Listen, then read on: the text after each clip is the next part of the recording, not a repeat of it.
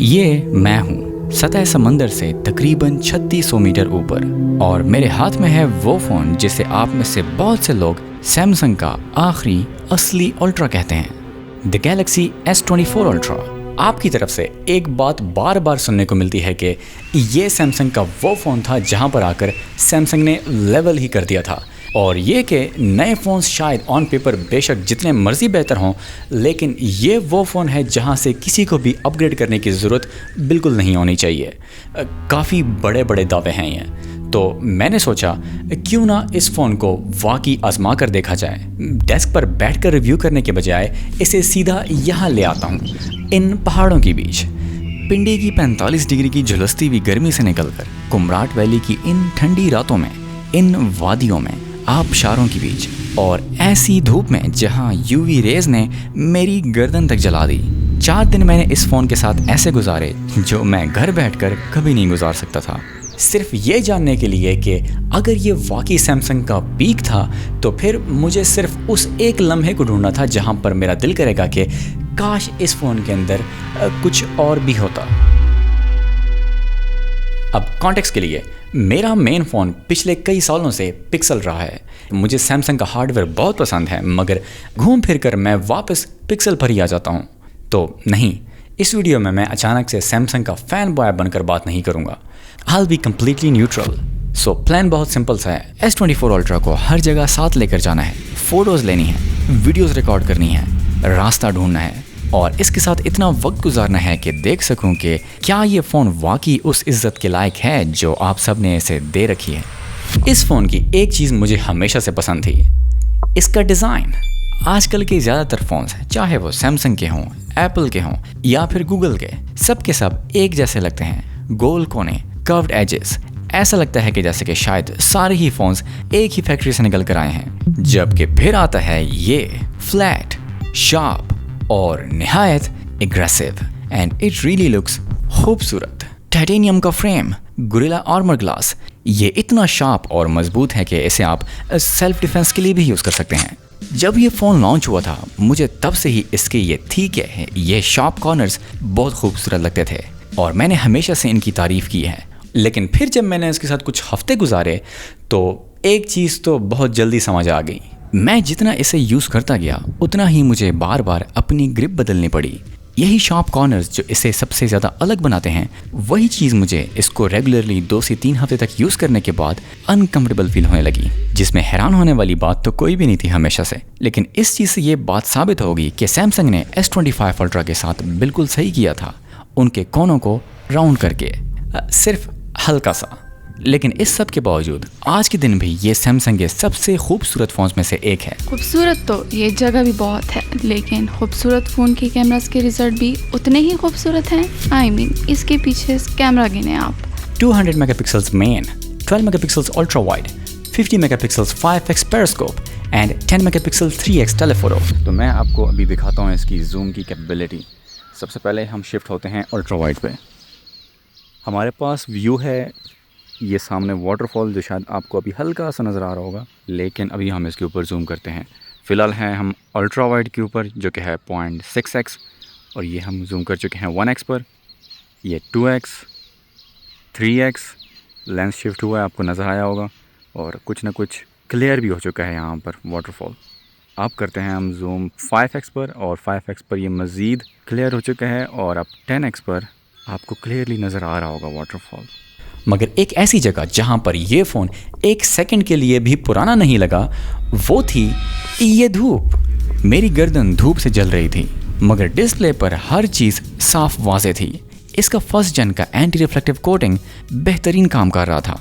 2-3 generations के बाद भी S25 अल्ट्रा और S26 अल्ट्रा तकरीबन इसी ब्राइटनेस पर खड़े हैं। मतलब फ़ोन को धूप में इस्तेमाल करने के हवाले से हम आज भी वहीं पर खड़े हैं जहां पर हम 2.5 साल पहले थे। But still in real life मुझे इसकी डिस्प्ले से आज भी कोई शिकायत नहीं।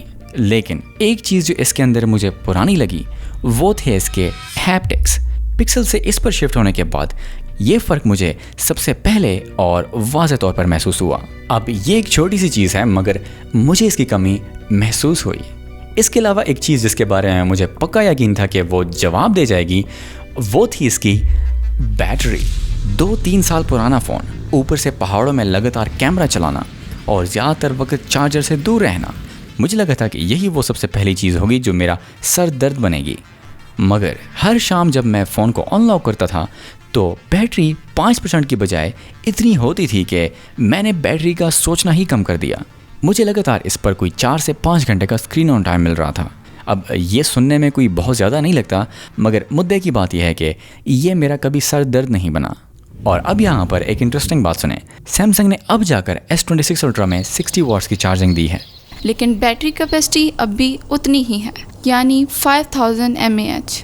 मतलब सेम S24 अल्ट्रा की तरह। और फिर S25 अल्ट्रा में तो बिल्कुल इसके जैसी बैटरी और वही 45 वॉट्स की चार्जिंग थी। मगर क्या यहाँ पहाड़ों में बैठकर मैं ये सोच रहा था कि काश ये थोड़ा जल्दी चार्ज हो जाता? नहीं। और फिर बात आई कैमरास पर। इस आबशार वाटरफॉल के बिल्कुल पास खड़े होकर रिकॉर्ड करने में मज़ा तो आ रहा था, मगर दिमाग में थोड़ा सा डर भी था कि ये जो पानी के कतरे इसके ऊपर जाकर लग रहे हैं उनसे कुछ हो ना जाए इसको। मगर खुशकिस्मती से ये आज के दिन भी सही सलामत चल रहा है, जिसका मतलब ये है कि इसकी IP रेटिंग स्टिल इंटैक्ट है। फिर यहाँ पर जहाज़ बांडा की तरफ हाइक शुरू करने से पहले मुझे यहाँ पर ये भैंसें, गाय, बैल नज़र आए जो कि इतने दूर थे कि डिटेल देखना तो इम्पॉसिबल था। सो जब मैंने फ़ोन निकाला और इससे पिक्चर्स लीं तो ये रहा 10x का रिज़ल्ट और ये रहा 30x का रिज़ल्ट। 30x तक जिसने फ़ोटोज़ ली हैं वो क्वालिटी वाइज बेहतरीन है, वो मैं पोस्ट भी कर सकता हूँ। अब इसमें भी कोई हैरानी वाली बात नहीं थी, क्योंकि अल्ट्रा का तो अब तक ये USB बन चुका है कि इसके अंदर आप 100x 120x तक जूम कर सकते हैं। लेकिन जब आप उस 100x तक जूम करते हैं तो उसके रिजल्ट्स आप देखकर सोच में पड़ जाओगे कि अगर आप यूज़ ना भी करते तो क्या ही हो जाता। कभी कभी 100x के रिजल्ट्स काफ़ी डिसेंट होते हैं, मगर फिर अगले ही शॉट में ऐसा लगता है कि फ़ोन ने सिर्फ अंदाज़ा ही लगाया है कि सामने मौजूद क्या चीज़ है। चांद की तस्वीरों का भी सेम ही हाल है। एक तस्वीर बिल्कुल कमाल आती है और अगली ऐसी लगती है कि जैसे फ़ोन खुद कंफ्यूज्ड है कि देख क्या रहा है ये। सो नहीं, मेरे लिए तो 100x उतना यूज़फुल नहीं है, मगर ये फजूल भी नहीं है, क्योंकि इस टूर पर ऐसे काफ़ी मौके आए हैं जहाँ पर मुझे इसकी ज़रूरत थी। फिर आई शामें, इन जंगलों के बीच में से गुजरना, एंजॉय करना और वीडियोस बनाना, और फिर उन वीडियोस को कमरे में आकर देखना और सोचना कि ये वीडियोस इतनी ग्रेनी क्यों हैं। I mean, इस फुटेज को देखो ज़रा, बहुत सॉफ्ट है ये। वजह लाइट की कमी। ख़ास तौर पर ये कमी आपको तब महसूस होती है जब आप मेन कैमरा से किसी सेकेंडरी कैमरा पर शिफ्ट होते हैं। अब ऐसा भी नहीं कि फुटेज बिल्कुल ही अनयूजेबल है, मगर इतनी है कि आप आराम से नोटिस कर लेते हो, स्पेशली बड़ी स्क्रीन पर। खैर, इसकी स्टेबलाइजेशन आज भी कमाल है और इसके जो 8 की वीडियो का फीचर है वो आज के दिन भी मेरे लिए बिल्कुल अनयूजेबल है। आप अपना बताना। लेकिन इसके अलावा इसके अंदर जो बाकी ऑप्शंस मौजूद हैं, जैसे कि ये portrait video, pro video, manual controls, ये सारे बेहतरीन हैं। मतलब अगर मुझे यहाँ पर एक प्रॉपर वीडियो बनानी पड़ जाए तो मैं इसके प्रो मोड्स को यूज़ करके एक बेहतरीन वीडियो शूट कर सकता हूँ। और फिर बात आती है इसके माइक्रोफोन्स की। ये सुने ज़रा।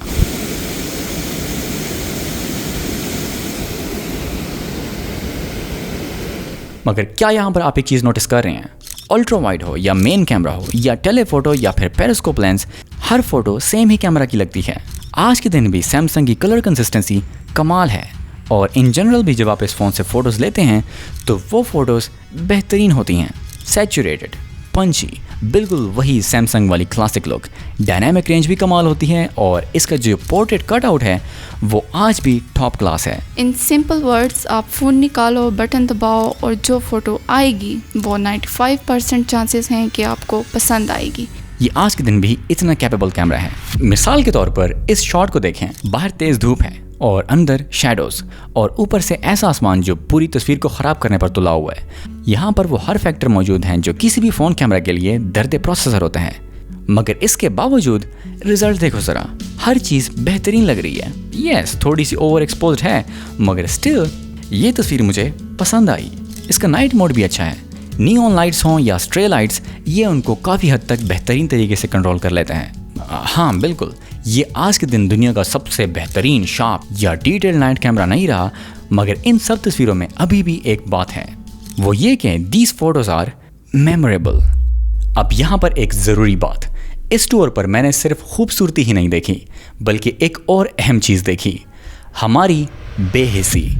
ये देखें ज़रा, ये देखकर मैं सोच में पड़ गया कि जो लोग भी यहाँ पर आए, जिन लोगों ने भी यहाँ पर आके एंजॉय किया और फिर यहाँ पर कूड़ा फेंक कर चले गए, क्या उनके जहन में कभी ये भी आया कि ये जगह, ये सुबह और ये मुल्क उन्हीं का है, बिल्कुल उनके घर की तरह। यही वो लोग हैं जो फिर सोशल मीडिया के ऊपर बैठकर सियासतदानों को गालियाँ दे रहे होते हैं। अब मुझे पूरा एतमाद है कि आप मुझे देखने वाले, आप ऐसा नहीं करते, लेकिन जिन लोगों को आप ऐसा करते देखें उनको आपने रोकना है, उनको आपने समझाना है कि अपना कचरा अपने साथ बैग में डालकर वापस लेके जाया करें। ऐसी जगहें डिज़र्व नहीं करती ये सब। और फिर उन आबशारों, दरियाओं और उन बेशुमार फ़ोटोज़ को लेने के बाद एक बात साफ़ हो गई, इस फ़ोन के कैमरास बिल्कुल परफेक्ट नहीं है। लो लाइट वीडियो आईफोन के लेवल की नहीं, और इसका 100x जूम सैमसंग के एड्स में ज़्यादा बेहतर लगता है।